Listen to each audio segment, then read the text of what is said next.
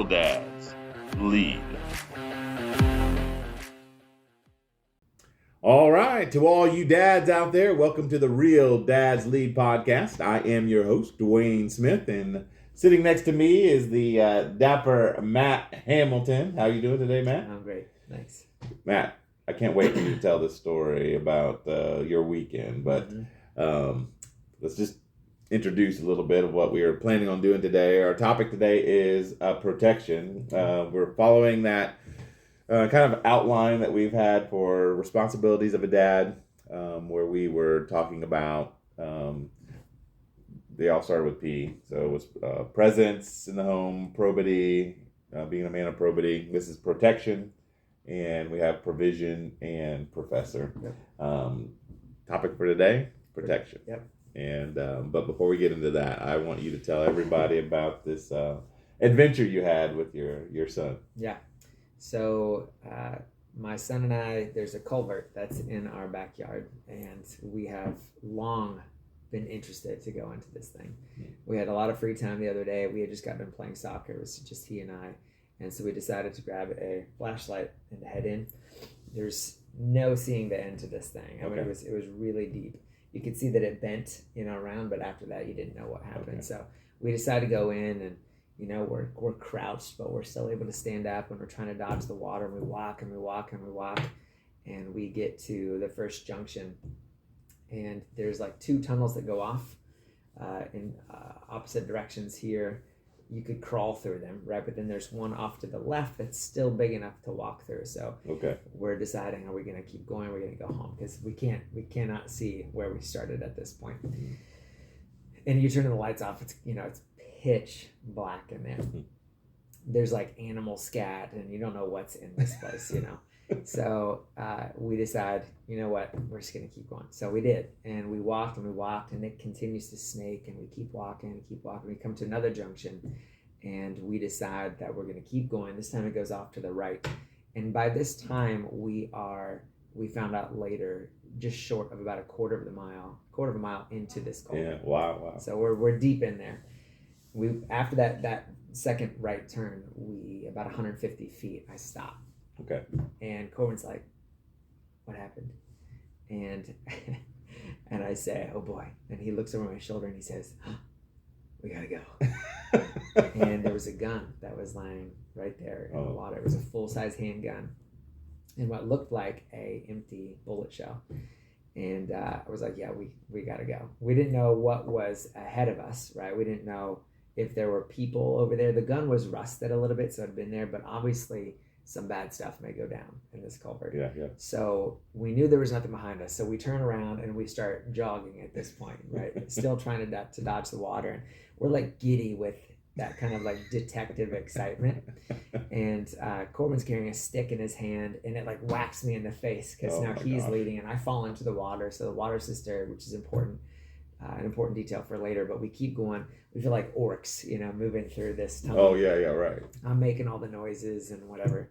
We finally get out, and he's like, we got to call the police. And I said, yeah, we definitely got to call the police, but let's see if we can trace it above ground to see where we went. And so we did, and we find what we think is the exit. Okay.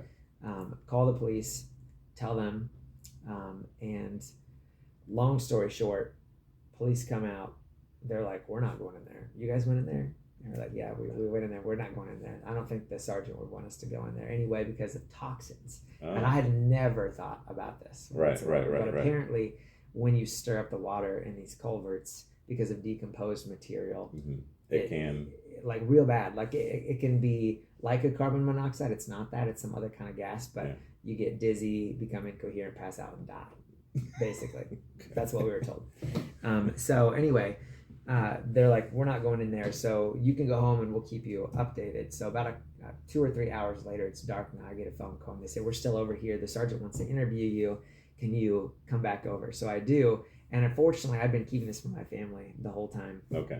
Because I didn't want them to be scared. But my wife was someplace else, and I had my 2 girls with me, and so I had to tell them what was going on. Okay. So now when you got this call from the right, and police. so they're crying in the van because they're terrified, at first. I roll up and there's 3 police vehicles, there's 2 police vans, some unmarked vehicles, and the dive team is there. So it was like it was just packed. It was like this is a legit scene. So I get out and it was fun to talk with the different officers and detectives and whatever. And they're really great guys. They're asking me about my turns and everything like that, trying to map it out. They're contacting the city to figure out how everything's laid out under the ground. And I go home about 35 minutes after talking with these guys. An hour later, I get a phone call, and he says, I want you to know that your directions were perfect. We really want to thank you for those. Literally the first manhole that we opened, we shined the light down and the gun was right there. Wow. And he said we didn't even have to go through everything. The reason the dive team was there is not because they thought they were going to have to go into the water, but because they had the experience with the gas. Yeah, right. So anyway, they didn't have to do any of that. They got the gun out, and I was like, man, I'm going to feel like an idiot if this is like some airsoft gun or whatever. I said, no, it's definitely a real gun. And he said, in all likelihood, you and your son just helped solve a major crime, like homicide, some kind of major felony, whatever. And then there was like this pause, like boyish pause, and he was like, it's pretty exciting, right? I was like, yeah, that's awesome. So we were pretty just pumped about that. It was just an epic adventure for that Saturday, you know. And this is not the first time Corbin and I have experienced something like this. Okay. Interestingly, so we actually were driving down the freeway one time. We got off. This was like last summer. We got off the exit, and beside us there was a white van that was stopped at the light, and I noticed it had no license plates on it, and I was like, man, that's weird and illegal, you know. And so Corbin looks up the business name on the side of it, and it's apparently bogus. Like this fake business doesn't exist, and so we're like, okay, this is no good. And so we keep stopping these lights, and it looks like this guy, he's looking in his side view mirror, and he's like, seems like he notices that we're following him, like he's increasingly suspicious. And we get up to maybe the 3rd or 4th traffic light, and there's another on-ramp onto the highway, and he's at the head, and right when it turns red, like he acts like he's gonna stop, right when it turns red, he guns it and goes through the intersection, really? As if to get away from us. So all we could do was call the police and tell them we were found. But it was just like, did you get follow-up calls on that at all? I think maybe we did get one. Okay. But there was limited what we could get. Right. Because there was no license plate number or anything. So anyway, so we've had a few Hardy Boy experiences. Yeah. Not everybody can find a gun in a culvert. And you know, it's interesting too, is he said that we were really lucky to have not stirred the water beforehand, because had the gases been stirred up, we could not have escaped from that manhole. They actually had to dig 8 to 10 inches of dirt off of it in order to get in. Yeah. So we would have been trapped. So apparently this gun was put down the drain hole, whatever, the storm drain. So anyway, it was totally exciting. Yeah, that is exciting. It was a win as far as the presence goes. Yeah. But not a win unwittingly as far as the protection goes. Because of the toxins, but... Right. Unwittingly. But I also think that in the form of protection, I bet you that your son felt protected. Like he's going in this, and you guys, you know, giddy and going through, and he had to have felt a sense of safety, a sense of protection going with you into that. Right, yeah, definitely. You know, and coming out and just... Yeah, you know, he wouldn't have done it by himself. Would not have done it by himself, and I do think that was... I probably wouldn't have done it by myself. Yeah, right. It was nice to have somebody there with you. Because it was totally eerie. You know, yeah, the lights, exactly. I was like, what is in here? Yeah. So, that's it was a lot cool. of fun. Yeah. So, I mean, that's a great transition into that protection thing, because I think there's a lot of different things that you were doing that were protecting your family. And you had broken down the, how to protect, or what we should be protecting our kids from, into several different categories. So what were those categories you were thought of? That those big overarching categories would be, the obvious one is physical protection, but then also emotional, mental, sexual protection, and probably most foundationally or most important is spiritual protection. Okay. Yeah. So we're just going to talk about a bunch of different categories beneath that. Yeah, right? let's just chat about that and see how they fit in there, because I do think that your two things that besides the protecting or your son feeling protected, I also think you said that you had been keeping it away from your girls. Mm-hmm. Right. You were protecting them from an emotional, right. You didn't want them to know, and because you knew how they would react. Right. Exactly. And they were brave. I want to say that they totally were brave. Yeah. They got control of their emotions. I talked them down a bit. It was funny because it looked to them like I was signing a paper, and they were like, in their imagination I was agreeing to go back in to this culvert. And the oldest one said to the youngest one, roll down the window and act like you're crying again. So anyway, they did a good job. Yeah. So yeah, I do think that something I could have done better as a dad, in the form of the protection, as far as making my kids feel safe. I think Jill at the time was much better at it than I was, because my personality is I'm very mild mannered and very happy go lucky, whatever happens type. Yeah. I don't have a lot of fears. Which is, there's lots of benefit to that. Yes, there are benefits, but it also can be make other people uneasy. If I am not, doing the little things that could make someone feel a little bit more safer. And I do think as a dad, that's part of our responsibility to help our family feel safe. Right, yeah. Help them feel safe. So, what are I was just thinking about some little things that we can do, like the dads out there can do, just small little things that would just encourage that feeling of safety. And whether or not there's a real danger. Yeah. Or even, if a danger could possibly come. And those are simple things. Like I would teach my kids, or to walk on the opposite side of on the inside of the sidewalk in front of a car, for traffic side. So if a car would come, that they would hit me first. I would be able to push out my kids or my wife or whatever out of the way.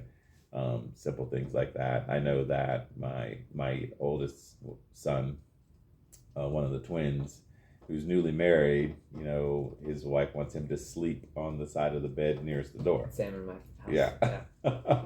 And for that same purpose, the idea that there's just a wall of protection that's there. Little things like that.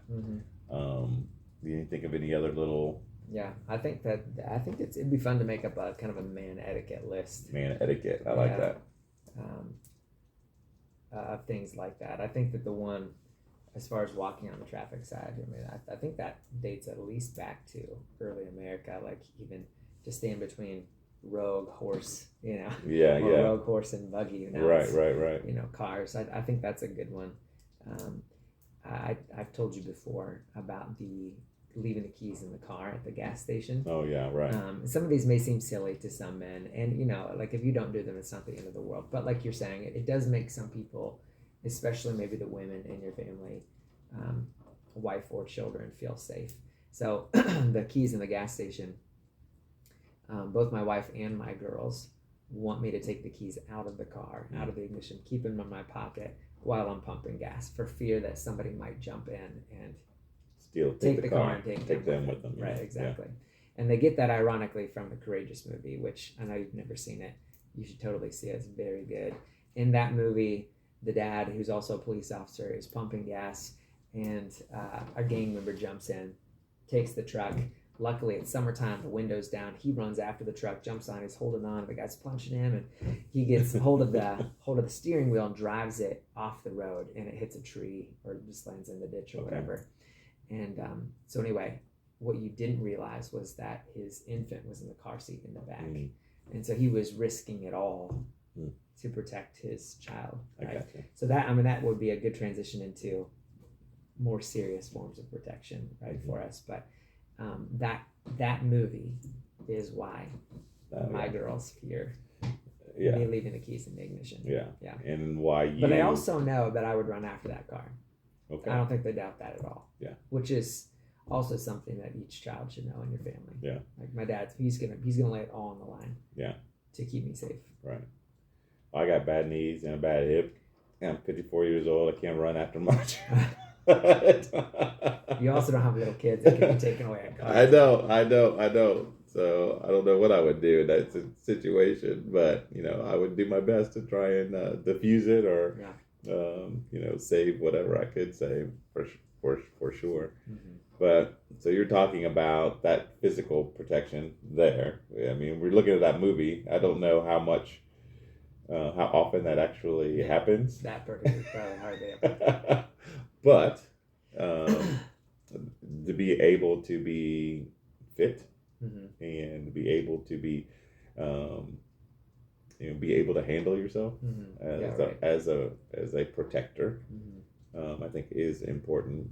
And it is kind of fun. I mean, I've never taken like a martial arts type course, but I've done like some kickboxing at the gym, and so I have some basic moves that I can use and learn how to punch and how to strike and how to evade or different things to that effect. So I do see some benefit in that for sure. Have you done any martial arts type stuff or nothing formally either? Yeah, we have talked about doing some jujitsu together. Probably starting with the boys and I. But yeah, I totally think it's worth it. I mean, why not do it? Yeah. Yes, the chances of somebody attacking your family, accosting your family on the street or whatever it might be, is not very big. Yeah. Right? Well, it will depend on where you live too. Yeah, that's true. Yeah, that's true. It depends on where some you people live. who are listening, it may be big because they're not in the greatest neighborhood. Yeah, no, that's very true. That's a really fair point. But even if you don't live in a good place, then especially this is true. Right? right. But if you live in kind of a posh area, you travel, at times, right? Maybe overseas, maybe to some inner city where it's not as safe, or even on the off chance that somebody tries to attack you in this really nice neighborhood, you would totally regret not being able to protect your family at that time.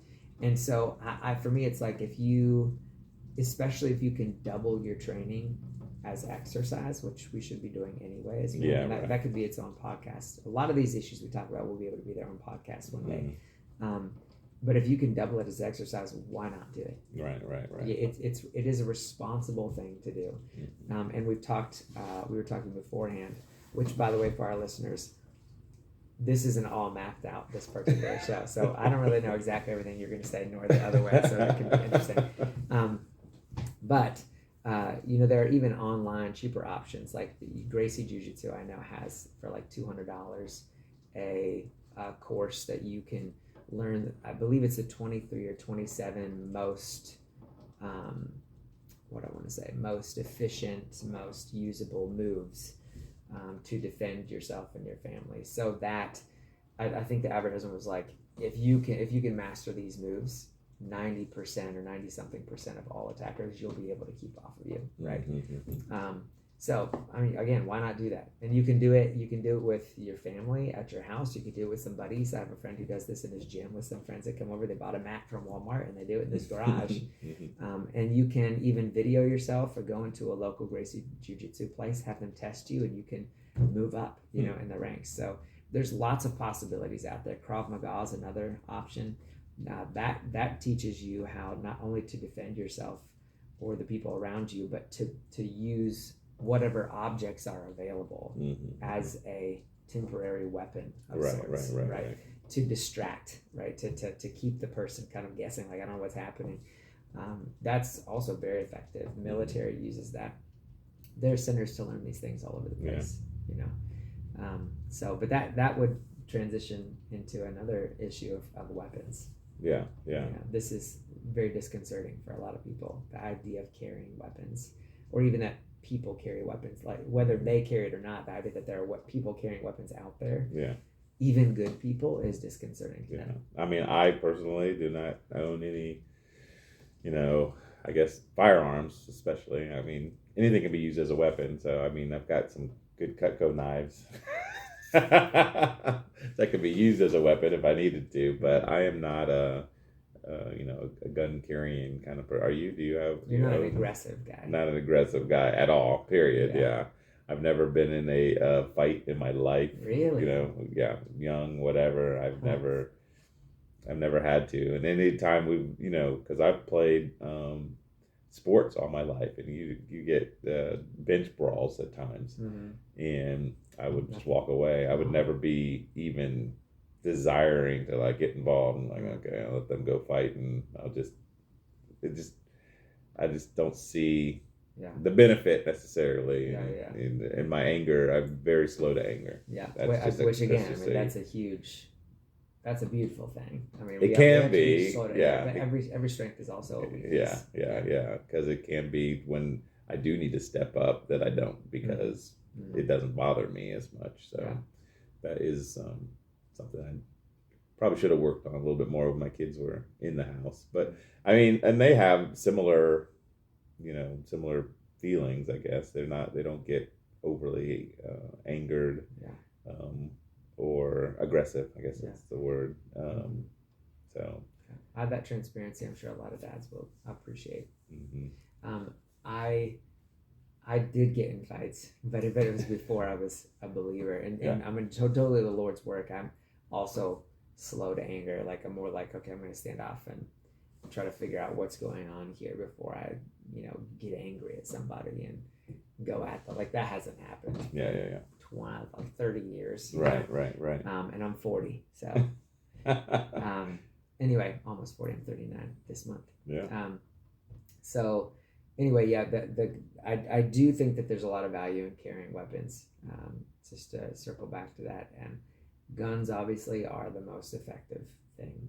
Lots of dads are already comfortable carrying guns, or they're at least comfortable with other guys carrying guns who have received training. I think that's important. If you are going to carry, I mean, not everyone has to, but if you are going to, or you're considering it, don't buy a gun from a trunk. Right. You get into the shooting range, practice, learn the training, all that kind of stuff. Right, and keep it in a safe place in your home. Yeah. Obviously, these are kind of no-brainers. Yeah. Which is something don't hesitate. Don't wait to do it either, because there could be a lot of regret there. Yeah. And I do think that most, especially boys, have that interest. I mean, just in heart. Because I do remember, like when I was in young youth camp or whatever, and they'd have a archery and rifle, at the camp and target shooting, and I, you enjoy doing that, But they're hitting something inanimate. Or more specifically, not human. Right. Yeah. And so for you, there's this. You don't like the idea of carrying a gun on your person, right? But also the thought of having to take somebody's life. Yes. I mean, I mean, if I don't even want to get in any kind of conflict whatsoever, but I do understand that you need that. Be prepared to be able to protect, But I see myself more like, if I did carry a gun, it'd be more like Andy Taylor on the Andy Griffith Show. He would never fire his weapon at anybody. He would carry one. He would carry one and sometimes fire in the air or whatever, but he would be able to talk people down. Yeah. He reason with them and, help them in that way. And in some cases, that is reasonable to try to do. Yeah. Right. But in other cases, like when we talk about the need to carry weapons, probably where a lot of people's minds go is mass shootings. Yeah. So if somebody's opening fire in a food court, as happened last year, I think, and that 22-year-old who's carrying and has evidently had some kind of tactical training, ushers people or directs them, to safety, and slowly moves up and takes the guy out, preventing the death of many more people. Right. I mean, that's heroic. And there was no talking that dude down. Yeah, right. I mean, he's like, no, we've just got to neutralize the situation. And I think for dads that would be hesitant to carry at the thought of having to shoot somebody, which again, I think there's something very Christ-like about that, because that's that image of God in you that values the image of God in other people. Like I don't want to take the life of them. Right. But at the same time, sometimes lives do have to be taken, and to be fair, the same people that aren't comfortable with doing that they do want other people to do it for them. So we all recognize that it has to happen. It doesn't mean if we take the life of somebody that we have to rejoice in the fact that person's life was taken. Right? God doesn't take pleasure in the death even of the most wicked. Ezekiel gets at. So I would not take any pleasure in taking the life of a mass shooter at all. Right. But I could simultaneously find pleasure in saving these other lives, right? And if my option is, I don't know if pleasure is the right word. Do you think pleasure is the right word? Pleasure in saving them? Yeah. Do you think pleasure is it, or just no? I would be very pleased that they were saved. But again, that's what I'm saying. Like I can not be pleased that this person died over here with now no more chance to repent, for example, towards God. But I don't like the idea even more of him continuing to shoot people, and all these people have died without a chance to repent. And so my options are all these people dying or this one guy dying, right? And so I'm going to take this guy out. And this could be another big topic. We might have some people want to talk about this in the future, because there's all kinds of things that go through people's minds, like, well, why do you have to kill him? Why not just shoot him in the foot, or something like that? And there's different thoughts from different people. But in general, we're saying, as a dad, you should protect your family at all costs, right? The principle here with regard to physical protection from attack is family before self. A dad should be willing to lay it all on the line, and that is also biblical value, right? Husbands, love your wives even as Christ loved the church and gave himself up for her. He went to the fullest extent. His blood was shed for her. He died for the church. We should do that for our wives. We should also be willing to do it for our children. If that means getting some physical fighting training, let's do it. Why not do it? That's our point there, especially if it doubles as exercise. We listed some ideas there, and then as far as weapons go, we can continue to talk about it. But I think in general, I would say that it's a good idea for you to carry a gun. It doesn't have to be a big one, right? But just to be ready to neutralize a situation if you need to.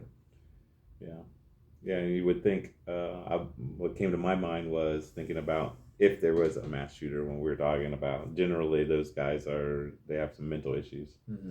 And I think, what kind of home situation did they have? What kind of influence did their dad have on them that could have absolved some of this mental issues that they're having right now? So, when you talk about the emotional or mental type of protection, we can definitely, see that. I do think, I think it's related. And I do think that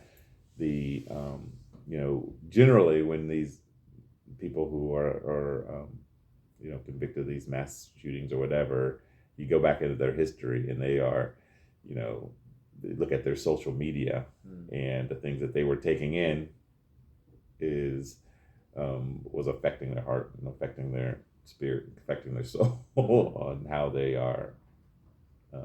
I think your principle that you had was what comes in always comes out. It always comes out. Right. So you can't just be ingesting things. So how do you protect your kids from, things entering into their brain, their minds, their hearts, their spirit, and what kind of things you do in your household? I want to repeat that because, and we'll probably repeat it multiple times throughout this podcast, not this podcast, but our podcast. Right. Just as that physical truth, what goes up must come down is fact for all practical purposes. it's just as true, that spiritual, emotional, mental principle of what goes in must come out. And so understanding that to be true, dads have to really protect what their kids are ingesting, right? Whether it's through TV or movies or social media or through friends, company, other teachers at school. It's just an increasing problem, in our culture. Yeah. We have to be really on top of our game, which goes back to the presence issue, right? If we're not present and we don't have that good relationship with our kids where they can talk with us, things are going to fly under the radar, and our kids are going to struggle with stuff that will impact them and then their families in the future, right? So we really need to be involved and aware of the stuff that's coming into their hearts and their minds. Yeah. We've talked about, I'm reading a book right now on Gen Z, which Gen Z, the dates are a little fuzzy, but I think it's from 1997 to the present. So like 11 to 20, what would that 26. be? 26 years old. It is the most anxious, depressed, and suicidal generation in our history. And they link a lot of that emotional, mental instability to being overly exposed to the news, to a lot of the stuff that they're ingesting on social media, right? Things like that. So again, we need to understand, no dad wants their kids to be struggling with that, right? And so we need to understand what would cause them to be like that, and then we need to be the gatekeepers, and we need to say, you can't come in here, right? There's no place for you here. And if we find that it's got in somehow, then we need to work to prevent it from taking any further hold in our kids' lives. Because inevitably things will slip under the radar. It doesn't mean you're a failure. Right. It just means you're human, and you can't be around your kids all the time. So now the question is just, this is the situation, what do we do? Right. But anyway, as far as those sources go, social media, we can talk about that. I'm kind of undecided on how to deal with this issue. You've got the one extreme is like just let that go Amish. Well, that's the other extreme. You get rid of it completely.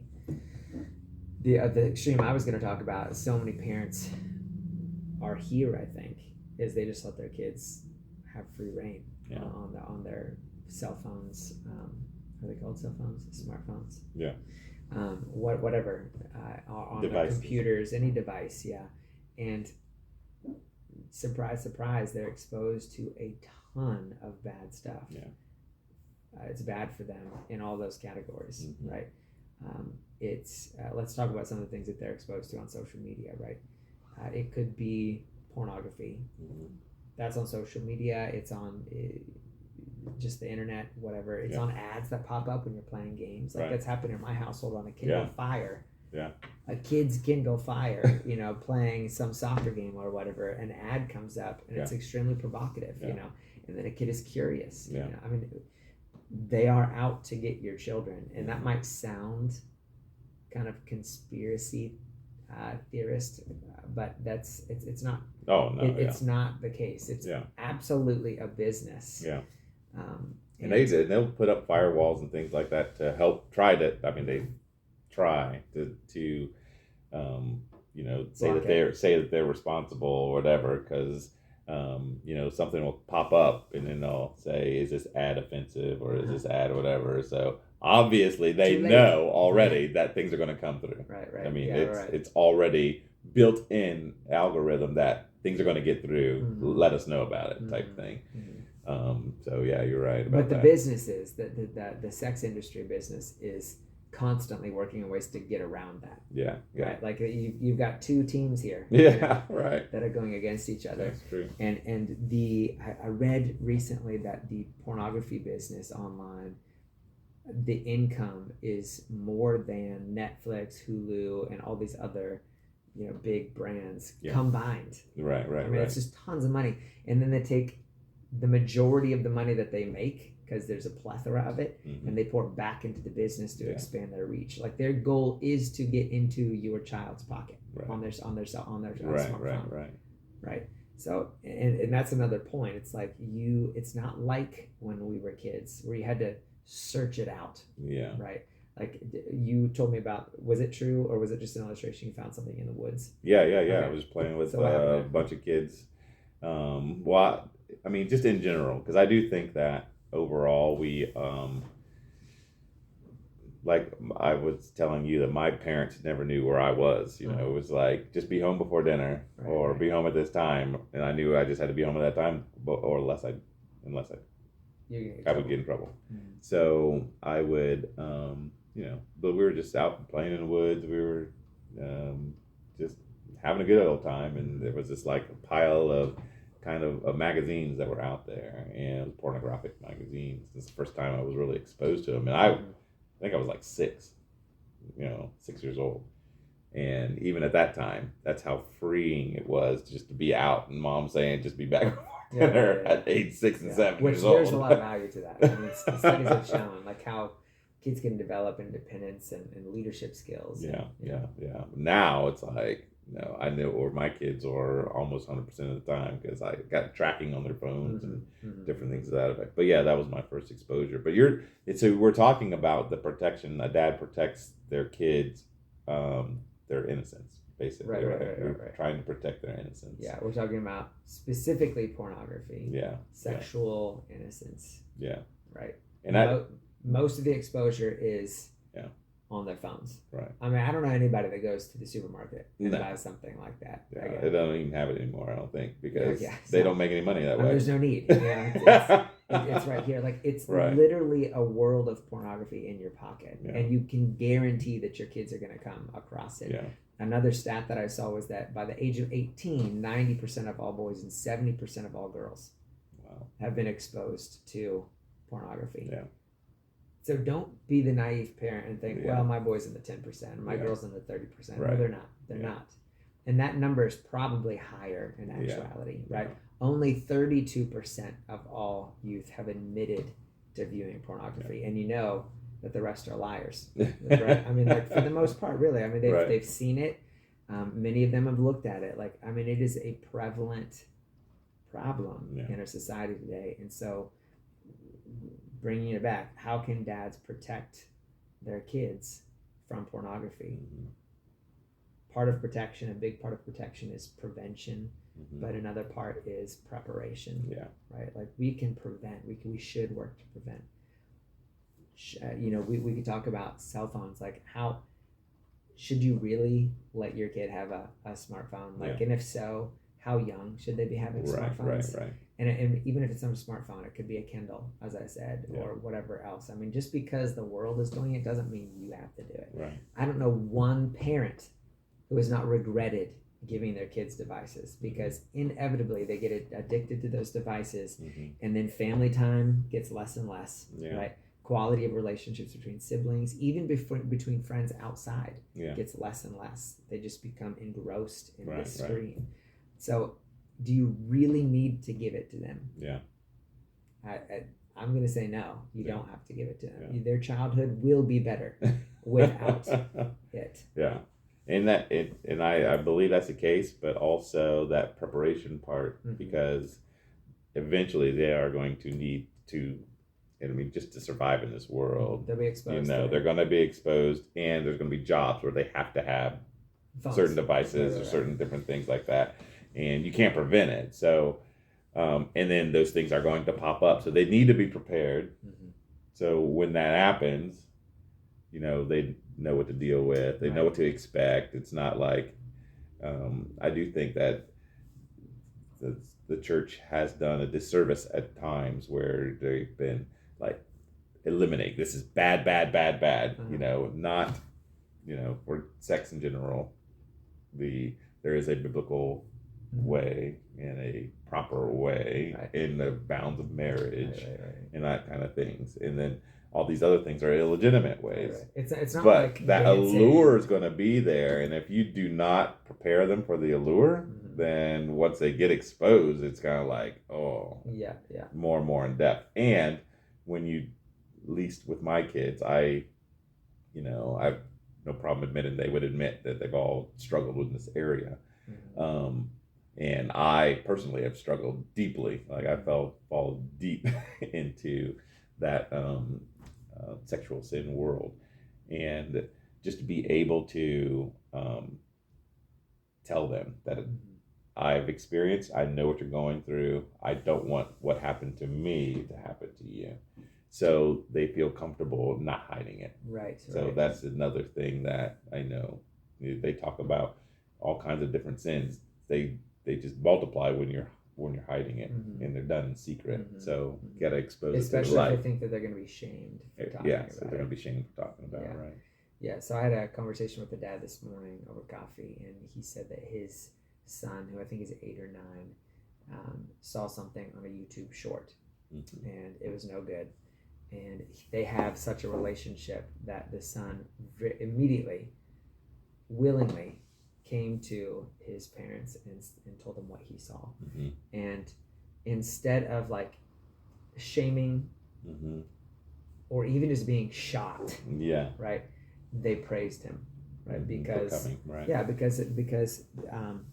that was the right thing to do. It was the brave thing to do, and they were able to have a conversation after he was praised and feeling good about his decision, respected and honored and valued.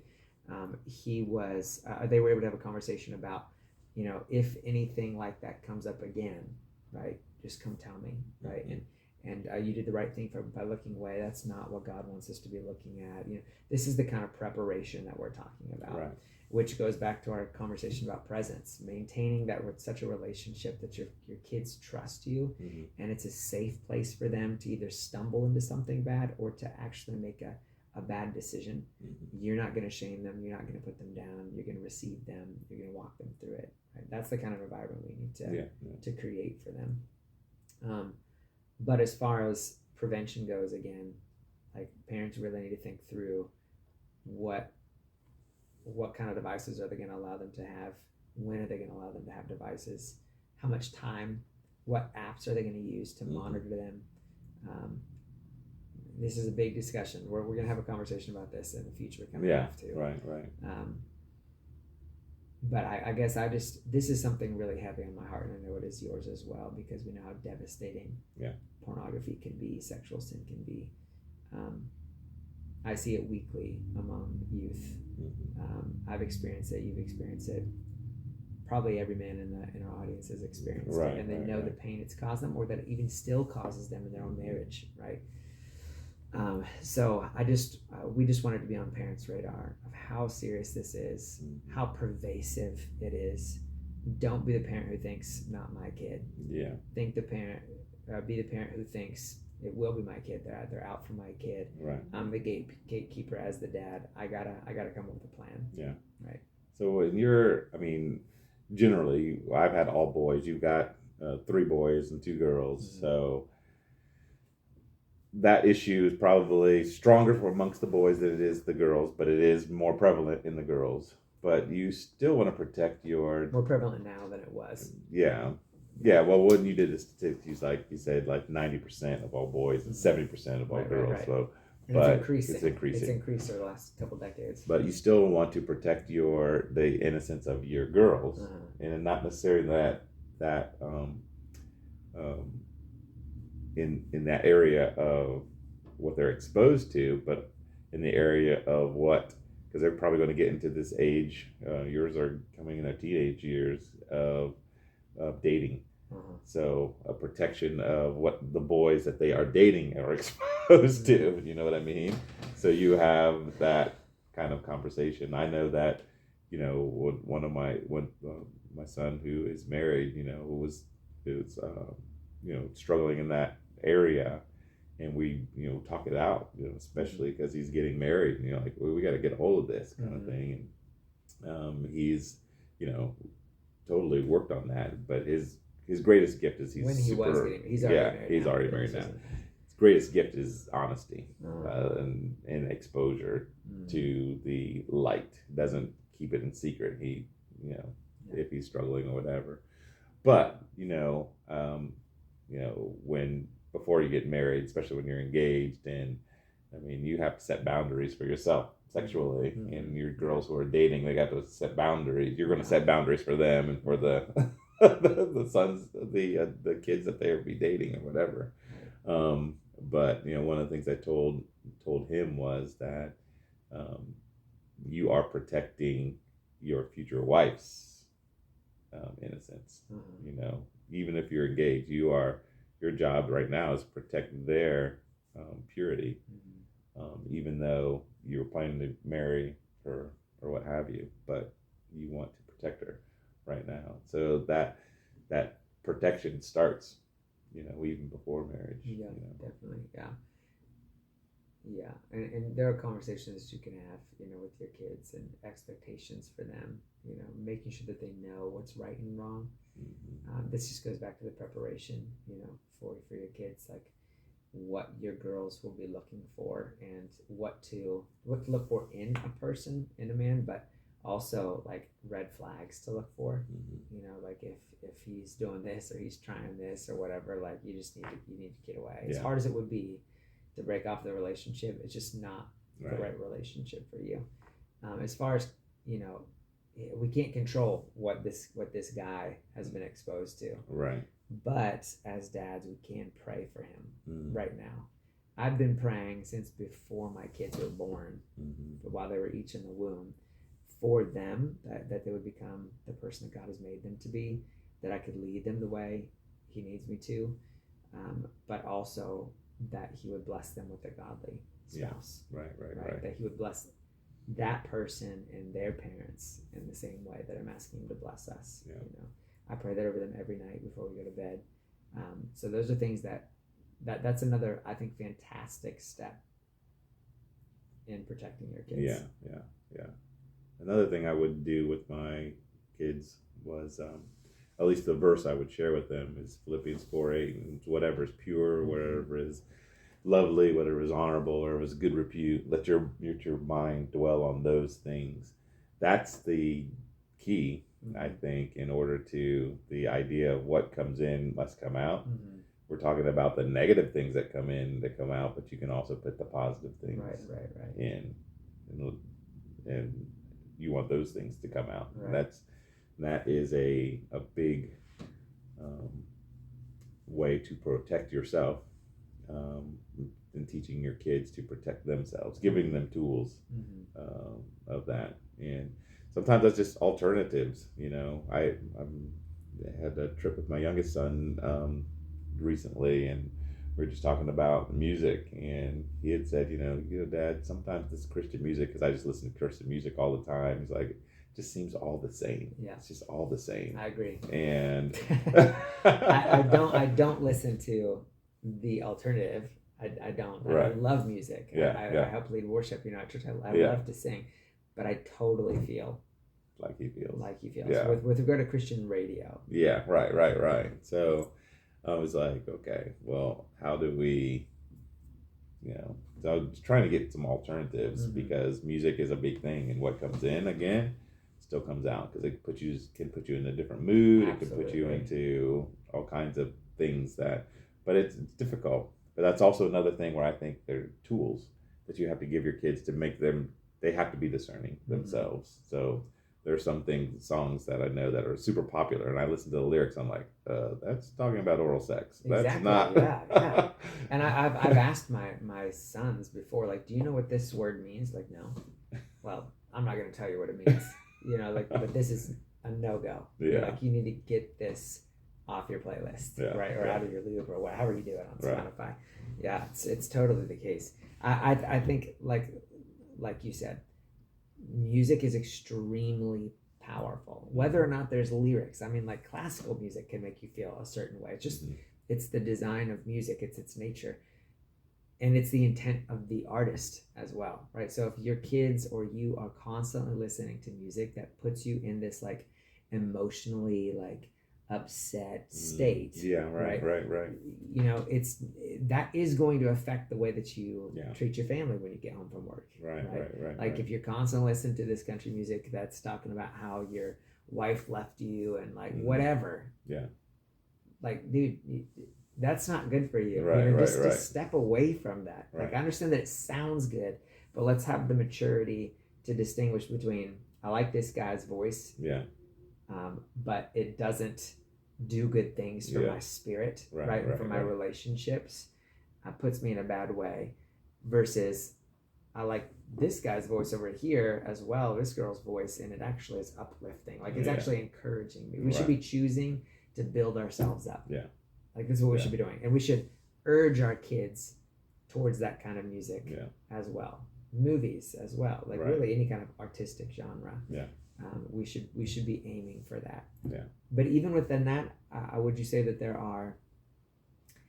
there's definitely like we have to draw the line in the sand for some things. Like no, you're not listening to that guy. Yeah. It's not happening. You're not watching that movie. But then there's other music that's not quite crossed the line, maybe, or isn't even approaching it. But you know, it's not best. Yeah. Right. And this is where you're like, well, I'm gonna let them kind of keep making this decision in hopes that they will, and as they mature, choose to mix it themselves, which is ultimately the more powerful decision. Yeah. And that discernment is maybe a conversation that you have to have. You know, when you are, well, what do you think about that, or how does that make you feel, or you know, whatever. I mean, we would have discussions. You know, some of the popular television shows that would have a lot of, you know, nudity or sex scenes in it, you know, but they're super popular and everyone's talking about it and everyone's watching them. And, but, you know, and if I would watch an episode and I could see, well, me personally, because I know what can take me down a rabbit hole, like, well, I have to choose that. I cannot watch this. I can't participate in it, you know, and I would be honest with my kids and say, I can't handle that, you know. And generally it's a sexual content stuff, you know, over some of the language things like that. Okay, that's fine. You're going to be exposed to that language when you go to work. I would guess though that you draw a line there as well, though. I draw a line that I don't want them listening to something that's just overly, you know, but you know, a word or two that's just that's on there. Again, I'm talking from an experience of kids that are older now, but even in their late teen years, there were things that I would be like, all right, we can handle this, you know, as long as you are not using this kind of language and I don't ever hear you using this kind of language, then I can see that you're mature enough to handle hearing it and not repeating it type stuff.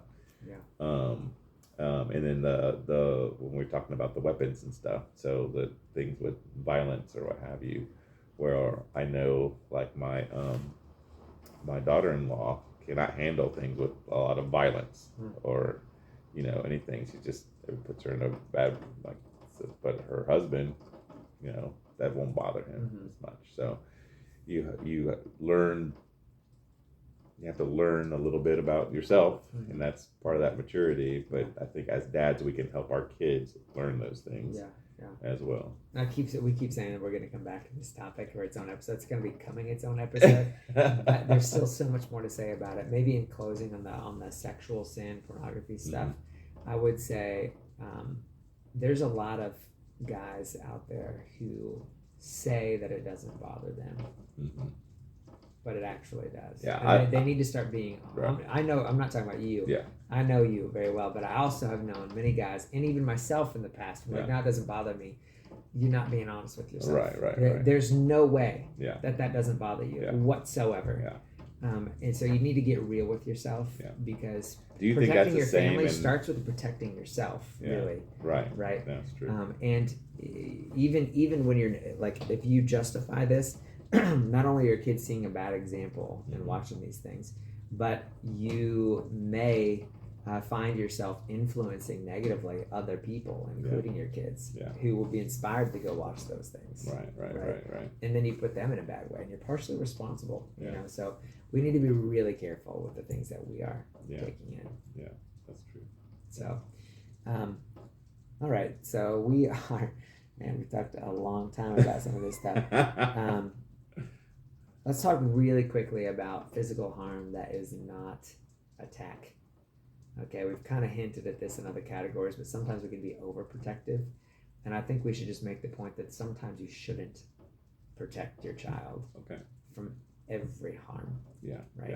It's actually harmful to protect them from every harm. Like bubble wrapping them. Yeah, Whatever. exactly. Yeah, things like that. I mean, I don't know anybody's ever done that or would ever do that, but metaphorically, Yeah. we kind of do it. Like we don't want them to fall down and scrape their knees or get bruises or break a leg even or something like that. I think I've broken or fractured like 16 different bones in my lifetime. Here's the reality. The reason, basically, the principle is you want to prevent any kind of harm that would be like lasting, right? Death, that's the most lasting, or just life altering. You want to prevent that, but you can permit other types of harm that are not going to be lasting, and that will instead, through it, they could be opportunities to build character, increase wisdom, or develop good decision making skills. Right? These are the foundations of becoming a good leader and a successful adult. Mm-hmm. Right? Like we want our kids in controlled environments to take risks and to be intrepid and daring. Like these are good qualities, rightly expressed. Boys and girls, you think? Yeah, I definitely think so. Okay. I mean, you hear I'll hear a lot about boys being able to do that, taking risks and being daring and all that kind of stuff, but not as much as the girls. Yeah, I mean, I'm not saying you should push either gender to do it. I mean, God has made them each uniquely, But I mean, there are definitely people like Amy Carmichael, like she was super daring and risky, and flying around the world, the first woman to do it, whatever. She ended up dying, apparently, in a crash or maybe stranded on the island. There's different theories, but the point is, there are girls like that too, and growing up, I'm sure she did some pretty risky, daring things. Yeah. As long as she wasn't in danger, like actual danger, her dad would be right to let her do it. If she walks away with some bumps and bruises or whatever, like so be it. That's fine. Yeah. It strengthens your child. Yeah. Right. So we got to be really careful, not to overprotect our kids. Yeah. Right. Don't live in fear. Don't parent from fear. Right. Parent out of faith, and parent out of the desire for a bright future for your child, and understand that looks like letting them fail. It looks like letting them have pain at times. Those things are good for their development. I think that's good. And it could be I was talking to someone about just like in the school, well, maybe it was you I was talking to about, we get to the point where we're trying to protect our kids from consequences at school. Like they're doing something wrong and they're getting consequence for it, and we go and defend our kid, not defend the teachers or the whatever. So we try to overprotect, their spirit. Right. Oh, we don't want you to emotionally or mentally, in that, we don't want harm to come for you, not just physically, but emotionally and spiritually. Right. We're trying to protect you from all that too. Right. Which the or the idea in a sporting event, like this whole idea now we're giving everybody medals and everybody thinks everybody's a winner. Everybody's a winner because we don't want to. So nobody knows how to develop the character of what to do when you don't win. Right. And I think we should protect them from that too. And not overprotect them from that as well. Right. Let them lose. Yeah. No, it's not good. I mean, because and then you can see it in our culture too. Nobody has the character to deal with not winning or not being the best. And they have this sense of entitlement to be the best. And so they get angry when they're not recognized as the best. They can't handle the fact that you're just not the best. You're just not. You could be the best. If you work hard, you're the best at this over here. But you're not the best here. And you just got to deal with that. Like maturity requires that you deal with this. Right. I bet you don't set them up for success. I bet you that is part of the, when you're doing that statistics about this generation, if they grew up with always making themselves feel the depression and the anxiety, and they hit the real world and it's like, no, you're not. Probably. You can't just get whatever you want and expect everyone else to kind of congratulate you on work that's not properly done or well done. There's also this standard, maybe too, kind of subconsciously communicated, that you should always be a winner, right? Like you've been told your whole life that you are, like whatever. You've not developed the character to be less than, in anything. Yeah. And so when you're seeing, for example, on social media, all this perfection, even though you don't actually see the person's real life or what this person's home actually is like, it's what's put out there. You just feel helpless because you feel like I should be up here. Mm-hmm. My life should be like this all the time as well. Mm-hmm. Theirs isn't. And so you just slip into this anxiety, depression, you feel inadequate. Yeah. There's all kinds of other things we did talk about with social media, but yeah, we'll get in that at some point because that's a huge topic. We could talk lots and lots about it. Mm-hmm. Yeah. So in sum, dads should protect. Yeah. Right? Physically, emotionally, mentally, sexually, spiritually, they need to protect. Yeah. We didn't talk much about it, unfortunately, but the spiritual protection aspect, leading your family in prayer, in scripture reading on a daily basis. We're giving it the least amount of time because we've been so full of hot air today, but it is the single most important thing. Yeah. That concept of what goes in must come out. Mm-hmm. And also the twin concept of, look, if you get rid of something in your kid's life and you don't replace it with something, you've created a vacuum. Right. And there's a whole lot more evil around them than there is good, right? It's just going to fill back up with things that are not desirable and good for your kids. So you've got to be filling their life with divine truth as well about who they are, their identity, and what their destiny is. Like, what does God want for them? Yeah. Right? What does life that brings true joy actually look like? True fulfillment actually look like? So protecting them spiritually, that's got to be number one. Yeah. And it's okay that we're not talking about that today because that's gonna be a consistent theme throughout our podcast. Right. Yeah. Well, anything else? Last minute? No, I think we've said enough We've for said today. enough. We've said enough. So, well, glad you guys could join us for this pucka conversation. Use that word. If you don't know what pucka is, Pukka, look it up. Another word that I just learned, but I love it. I'm obsessed with your P words. Another P word. Yeah, that's right. But glad you guys are with us, and don't forget that real dads lead.